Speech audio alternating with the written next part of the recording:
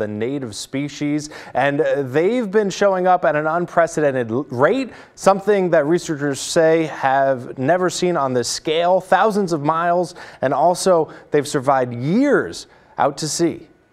A tsunami on the other side of the world, and large pieces of debris are still washing up in the Pacific Northwest 6 years later. They carry forms of life foreign to our soil. A large event like this, so many items all at once from a known location and place, getting swept out to sea and then washing up on shore. That's unprecedented. Brian Steves works for the Smithsonian Environmental Research Center and is stationed at Portland State University. He says new research has found 300 aquatic species from Japan have invaded American shores. They can cause major problems. Environmental damage, ecological damage, they compete against our native species, and they also do a lot of economic damage.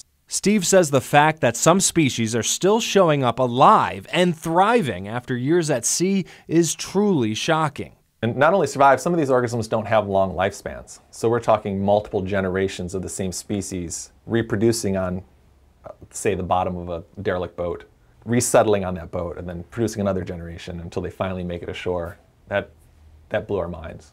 Researchers believe the large amount of plastic swept out to sea has helped keep the critters alive. Plastic rafts that don't degrade or sink. Steve says with more and more plastic on the coasts and shorelines, the chances of invasive species traversing oceans will continue to grow. Because it was slow and large, it was able to bring the whole community along. So we're not talking one species without its natural prey, but species and their prey items all coexisting in a community that slowly moved across the ocean.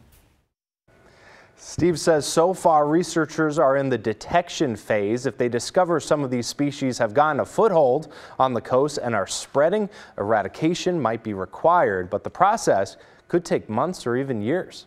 Back to you. It's fascinating stuff, Brian. It really is. Thank you.